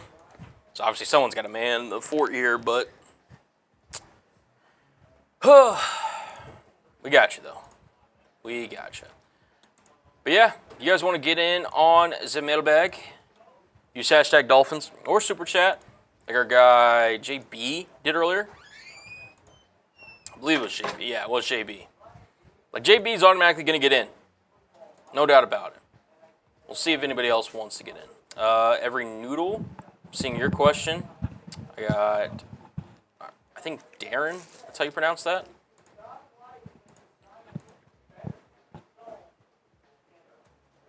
Let me know when you're good, brother. You can push that. He might meet you, guys. There you go. Now, Gary said take a drink. He also said go eat. I'll say this, Gary. For his super chat. So usually, I wouldn't do a shot for a $2 super chat. But, since you did send in 100 earlier, I'll do one after I eat this here. But the mix of lack of food in my stomach, the couple of shots that I had, and not a lot of energy, I needed a quick little snack. Pick me up. I got you. Mias. It was less What's up, brother? of hunger, and more of needing energy. And this will provide me with a nice little spark, if you will. A little pick me up. Good question from Every Noodle. Yeah, got that one in. Darren, like I said, we're about 5 questions deep now. If we can get to like 8, then we can start the mailbag. Phil, that's a great question, but you got to use hashtag Dolphins or Super Chat. Otherwise, our software, unfortunately, will not be able to pick it up. Right. So, even if I wanted to put that question in, I couldn't. I could not. Dorian saying, never approved of OBJ. Well, you are a prophet, my friend. You are a prophet. Oh, wow. Jameson Williams getting investigated. You see this? For what? After a gun was found in his car. Oh, God. He was already suspended earlier in the year. Guy's a train wreck. Dude, that's just... Do we have enough questions, Colin? Like I said, I want like 3 more. If we can get 3 more, we're solid. Also, haven't seen the chat move in a little bit. Who's that? I haven't seen the chat move a little bit. I'm going to refresh my screen to make sure. Do we not want to do a mailbag? I let him know when you were gone. I was like, hey, if we get 3 more questions, we can start this thing. What up, Jimbo? We can end the stream right now if we want. If you guys don't want to do a mailbag, that's fine. See? Now Mias is coming in. That's Maya's to you. Is it Mias? Yeah. Okay. Literally, Harry says it the other way. So Harry's wrong. Okay. I'm sorry, Mayos, but if you say it's Mias, I'm going to tell you you're wrong. So say it one more time. Maya's World. Maya's World. Maya's World has been with me personally for a long time. Now, I think it's a girl. Who knows? Just say Maya's. Has been with the channel for, or not with the channel, but like, they hop around quite a bit. But Maya's been a real one here at the channel for a long time. My apologies. Excuse me. All right. We get one more question. We're good to go. We just got 2 coming in. I think we're good. Think we're good? Oh, there's another one. Uncivilized and GWO. Yeah, we're good. I think we're good. Meat stick 8. Questions in. Questions ready to be answered. All right. Let's do this thing. We got a Miami Dolphins mailbag before NFL Week 9 as Miami travels to Buffalo to take on the Bills, who are 6-2 and leading the division. I am Nic Rohloff. This is Miami Dolphins Today by Chat Sports. And before we get into answering some of these questions, we do need to give a shout out to our Instagram. At Dolphins Today IG is the handle you see on your bottom of your screen. We are 31 followers away from 500. If we get to 500 before the game on Sunday, we will have a special surprise for the Dolphins fans here at the channel and over on Instagram. We post content over there in between our videos here on the channel. So if you want more surrounding the Dolphins, posts, short form content, the IG is the spot to go find it. Dolphins Today IG. One more time, go give it a follow. We'll start with a $20 super chat. Shout out to JB, $20 super chat. Not sure if you saw Tua at one of the press conferences, but he went back to 2021 and talked about how they were 1-7 and won 8 in a row with a team not as good as this year's. Your thoughts on this? Well, I'll say this. I don't think it's possible. The schedule is a little bit more tough than it was back then. You got to go to Houston. You play San Francisco. You got to go to Green Bay. You play Buffalo this week, in Los Angeles. The Jets twice down the stretch, in Cleveland, week 17. It's a tougher schedule, one. And yes, this team on paper has more talent, but can we have a safe conversation about that coaching staff being better? Like, Brian Flores, probably a better coach than Mike McDaniel? Maybe. I don't know. I'm whispering that. I don't know. I just don't see it. This team has given me no reason to believe they can rattle off a win streak like that. I would love nothing more, folks, than to be proven wrong. But based off what I've seen through the first 7 games of the season, I don't think that this is going to happen. I like the optimism, JB, and I hope you're right. And I hope 2 is right. Vib, Evie, do we look at defensive line and interior offensive line first 2 rounds in the draft? It's hard not to. It's certainly very dependent on where you are picking in the draft. But when you look at the big board for this upcoming draft, some of the top prospects are on that line. Mason Graham from Michigan, James Pierce from Tennessee, Calvin Banks from Texas, Will Campbell from LSU, Abdul Carter from Penn State, Emory Jones from LSU, Tyreek Williams from Ohio State, Nick Sorton from Texas A&M. Like, there's just so many good offensive linemen, defensive linemen, to the point of, like, probably, and when your 2 biggest needs are that's where I'd lean.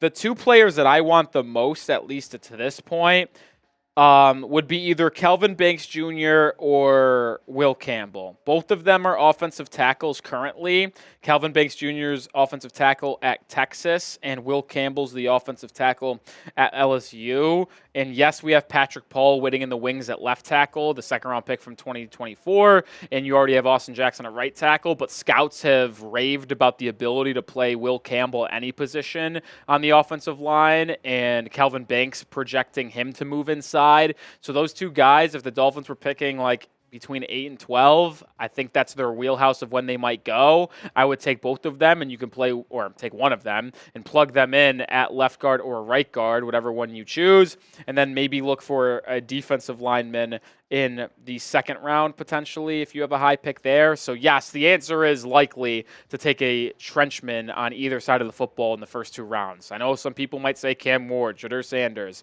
I don't think it's smart to draft a quarterback right now, especially in a weak QB class in the first 2 rounds. Oh, let me know, though, and this is a completely unrelated question, but with a trade deadline just 3 days away, what player should the Dolphins trade at the NFL trade deadline? You can talk about David Long Jr., you can talk Raheem Mostert, Calais Campbell, Emmanuel Ogbah. Let me know your thoughts down below. Every Noodle with a question. Ideal prospects Miami should look at in the upcoming draft in case we are sellers. Expected to be. Yeah, and I kind of mentioned them, right? Like, if you're looking 1st round, 2nd round prospects, Mason Graham, Tyreek Williams, Kelvin Banks, Will Campbell. I don't want to harp on it too much, but those are the top prospects that, at least to this point, would likely be 1st round picks. The Dolphins could use another edge rusher, or maybe they move off Bradley Chubb. Maybe they don't, but either way, a pass rusher / defensive lineman is a need. Interior offensive line is a need. Safety could be a need with Poyer leaving and Jevon Holland being a free agent as well, but I'm probably not going to pick a safety in the 1st round. This team's going to have some roster holes, that's for sure, so it's a good time to have their 1st and 2nd round picks. Oh, we are sponsored by DraftKings, the #1 sportsbook and casino, and you could play any way you want on DraftKings. Parlays, straight bets, player props. They're the home of player props, and they specialize in daily NBA player props. I'm so happy DraftKings is on board here at the channel. The NBA is finally back. A new season means new ways to get into the action at DraftKings Sportsbook, an official sports betting partner of the NBA. Who's draining threes from beyond the arc? Who's crashing the boards and grabbing rebounds? Get behind your favorite players and the prop bets you can make on DraftKings, the home of NBA player props. First time, new DraftKings customers bet $5, get $200 in bonus bets instantly. Every point counts with DraftKings Sportsbook. Download the DraftKings Sportsbook app and use code HEATCHAT. That's code HEATCHAT for new customers. Get $200 in bonus bets when you bet just $5. Only on DraftKings. The crown is yours. Gambling problem? Call 1-800-GAMBLER. In New York, call 877-8-HOPE-NY or text HOPE-NY 467-369. In Connecticut, help is available for problem gambling. Call 888-789-7777 or visit ccpg.org. Please play responsibly. On behalf of Boot Hill Casino and Resort in Kansas, 21 plus age and eligibility varies by jurisdiction. Void in New Hampshire, Oregon, and Ontario. Bonus bets expire 168 hours after issuance. For additional terms and responsible gambling resources, see dkng.co/bball. I said you could play any way, and they have some really cool bets on there that just make it so much more fun when you're talking about wagers on Sundays or daily with NBA being here. I got Bills -6 this week, unfortunately. I think Buffalo hammers the Dolphins a little bit. I also have some fun bets for the first half. Dolphins for their first drive to result in a punt, +120. And Bills first to score in this game. Field goal, touchdown, safety, doesn't matter. In the first half, I think the Bills score first, -175. But make sure you download DraftKings. I know it's code HEATCHAT, but we have this special running for both the Heat channel and the Dolphins channel here. $5 bet when you sign up and download the app and use code HEATCHAT. $5 bet gets you $200 in bonus bets. Get started today. Uncivilized with a question. Who are we looking at for a future backup quarterback? Fresh rookie from the draft or shop around? Let me pull up real quick here, and this is great radio and a live VOD, but NFL free agent 2025, and we'll filter at the quarterback position here to see some of the guys available. Sorry, I'm not an encyclopedia. I don't know every single free agent to be in this upcoming class. Sorry to break that for you, but some of the guys out there, Sam Darnold, Zach Wilson, Trey Lance, Taylor Heineke, Jacoby Brissett, Drew Lock, Andy Dalton, Justin Fields, Joe Flacco, Jameis Winston, Mac Jones, Carson Wentz. I got to be honest, I think it's always good to have a developmental quarterback on your roster, so I wouldn't hate drafting one in the second round, whether it be a Drew Aller type who's got a big arm but struggles processing and accuracy-wise, a Jalen Milroe in the second or third round if he falls that far. I doubt he does. But with how strong this quarterback class is in terms of backups, like there is no good starting quarterbacks out there to go get in free agency. But backups, I'd welcome Jacoby Brissett back as a backup. I'd take Tyler Heineke as a backup. I'd take Drew Lock as a backup. Certainly would take Andy Dalton or Justin Fields. Joe Flacco and Jameis Winston could have the same thing said for him. Mason Rudolph. There's good free agent quarterbacks out there to back up, so I would have my eye on someone in the free agency market to back up. And I think the Dolphins know that if Tua is going to be your starting quarterback moving forward, you need to have a solid backup in case of emergency. So give me one of the guys on the free agent market. And when free agency comes around, I hate that we're already talking about it. We will be here for the latest news, rumors, and daily content. We're sometimes dropping 2 videos a day as well. Subscribe to the channel and join us for the best content on YouTube surrounding the Miami Dolphins. Irving Figueroa. Do you think the Dolphins trade Tyreek in 2025 and draft a wide receiver in the first round next year? No. Well, okay. So I answered the second part of the question first. Do I think they draft a wide receiver in the first round of the 25 draft? Absolutely not. I'll even go far as say this. If the Dolphins trade Tyreek Hill before the draft, so their wide receiver room is Jalen Waddle, Malik Washington, and no one, I still don't think the Dolphins would draft a wide receiver in the first round. I don't, because there still needs to be had on this roster more pressing. And you could have Waddle be that number 1 guy in the room and fill out with some crafty veterans or draft someone in the second, third round to be your wide receiver 2 or 3. So to me, if you are trading Tyreek Hill, I am not using that pick to draft a wide receiver. I would use it to build the trenches or help your defense out and use different assets to add wide receivers to this room to replace Tyreek Hill. Because I think Waddle could be a wide receiver 1 in the future if he is able to get better in terms of dropping the football, which has never been that big of an issue for him, but 5 drops this year leads the team. It's been bad. So I don't think they draft a wide receiver in round 1. Do I think the Dolphins trade Tyreek? I ultimately lean no. I don't think that he gets dealt. I think he ultimately stays. He wants to be here. I think the Dolphins want to keep him here. If they ultimately fire McDaniel, Grier, and try to move off from Tua at any point, that's maybe when Tyreek gets dealt with new regime, but not with this current regime. All right, the Dolphins do play the Bills Sunday. What's your confidence or chance to beat the Bills? Drop a number for me. Scale it 1 to 10. I give it 4.4. Not very confident. 44% chance, which actually I guess might be relatively high. I don't know. We'll go 4.4. Anthony with a question. What that dog doing? I think that's a dog. Hope that's a dog. If it's not a dog, we got issues. Rank the top safeties and corners that you would draft in the first 2 rounds of the Dolphins. Guys, I got to be honest. I appreciate you guys asking me these questions, but when it's week 9 of the football season, I don't have my full scouting hat on. I am not deep diving in the corners and safeties of the NFL draft at this point. But I will say this. I do know some of the top guys. The top corner is Will Johnson from Michigan. Travis Hunter's interesting if he plays corner, but he might be drafted inside the top 5. Benjamin Morrison from Notre Dame, but he suffered a torn ACL, I believe, so he's recovering from a guy. The East Carolina guy, what's his name? Fuck. The East Carolina corner is really good, but I think he also tore his ACL, so 2 of the top guys are out. Safety-wise, Malachi Starks is really good from Georgia. Maybe he's your Jevon Holland replacement, but yeah, I don't have the top guys off dome right now. I haven't had enough time to look into them. I'm so focused about this team trying to turn around this season. We'll start looking in our draft prep in late December, January, if the Dolphins are out of it, into March, February, April. So, yeah, we're not going to get right into it right now, unfortunately. We don't have that off dome. We're not a draft expert here just yet. Not a draft expert just yet. But I'll tell you what, we'll have content around the Miami Dolphins all year round over on our Instagram. At Dolphins Today, IG is the handle. Like I said, let's get to 500 followers from today's video. We're under 30 away. Go help us out by following us at Dolphins Today IG. You're telling me you don't have every single draft prospect completely memorized with their draft profile, just ready to go? In late October, unfortunately, I don't, Cullen. Oh, man. Gary, my man. He's coming in. Gary Ho! With a $10 super chat. Just me. Just missing the mailbag. Just missing. We'll get him on screen, read that off, and then we'll give it a minute or so until we sign off here.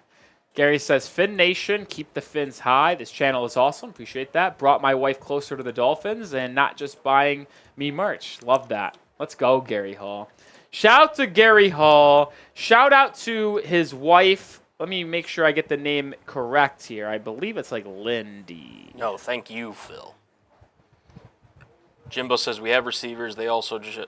Lauren. It's Lauren. Sorry, Lauren. I knew it started with an L. Started with Lauren. Darren, that's on Cullen. Don't blame me. I told you, producer Cullen makes all the choices of what gets on the screen for the mailbag. There's only one way to guarantee you get on it. It's Super Chat. Only one way. Yeah. So if you use hashtag Dolphins, you're at the mercy of Cullen. We advertised that twice. So if you're mad about not getting on, blame Cullen. Don't blame me. Yep. Don't blame me. Sorry about that, Darren. Shout out to Gary. Appreciate you, and I appreciate you and Lauren for watching the channel and supporting us. Gary, now at 415 in Super Chats. That is going to be the MVP of October, as this was the last live show. Aycock said he was going to come in and threaten to get the football, but I didn't see Brian Aycock all day long today. Barry B conceded the ball to Gary. I don't know if Barry's still here. Maybe he wants the Dan Marino ball last second. Takes the lead. I don't know. We'll give it a minute or two. But other than that, Gary, we are going to ship out that one football to you from week 8. We're going to ship out another football to you right here. Shout out to you. Might. Unless Barry B tops him. You want to give it like a timer just to like, hey. We'll do 2 minutes. We'll do 2 minutes. 2 minutes? All right. It's 5:46. We got places to be, things to do. Yeah. That we do. Place to be, things to do. Yeah.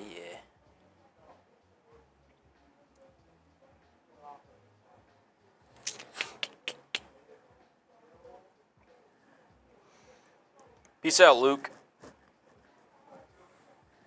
See you, Luke. Appreciate coming and hanging out with us. Oh, he's still going. Gary Hall with our super chat. So did Nick, you? Oh, I'll start the timer. I forgot to start it. We've already done 30 seconds though, so now a minute and a half. Man just wants to make it an even 420. Love that. Gary Hall says she was waiting and was happy you got her name right. I'm someone who is a stickler to getting names right. I might not always pronounce your name right, but I'm going to try my hardest. I knew it started with an L. I remember seeing the DM on Sunday, but I could not remember what it was. I don't know why I thought it was Lindy, but Yeah. Lord. Who was the name? Oh, yeah, Marcel Louis Jacques. You said Jacques or what? Yeah, I knew. Jacques. I always botch it. I'm sorry, Marcel. I'm sure Marcel's watching our content. I mean, maybe. Maybe. ESPN reporter for the Dolphins watching Dolphins Today. Not likely. Yeah. All right, we got 40 seconds left until Gary Hall is the MVP. Barry B's $100 Venmo / Super Chat away from getting it in the lead, though, so you never know. He's done it in the past. Oh, Gary Hall's saying not so fast. Let's keep the show going. Not so fast.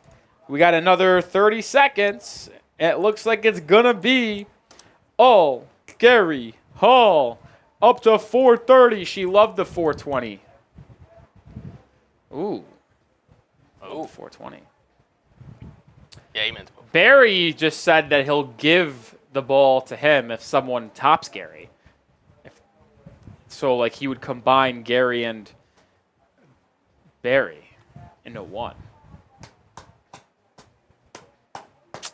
Yeah. I feel like I'm watching an eBay snipe. Well, it doesn't seem like anyone's going to snipe Gary Hall because we're going to end the stream right now. Gary Hall! Congratulations. Appreciate all this love and support over the past, it's really been 48 hours. Gary Hall didn't even super chat to the channel. He's done it in the past, but first time he did it when I've been the host this past Sunday against Arizona, absolutely bringing it $430 over the past 2 streams. You get this Dan the Man signed football. We'll ship this out to you this week. Congratulations for being the October MVP. Appreciate the support over the past 48 hours. Love that everyone's appreciating and commenting nice things towards Gary in the chat right now. That's going to do it for today's live show. We will have content leading up to Week 9 against the Buffalo Bills. And as always, we'll be live on Sunday for Dolphins versus Bills Week 9. Hopefully the Dolphins get a shocking win. One can only hope. But for Cullen Brown, I'm Nic Rohloff. Peace out.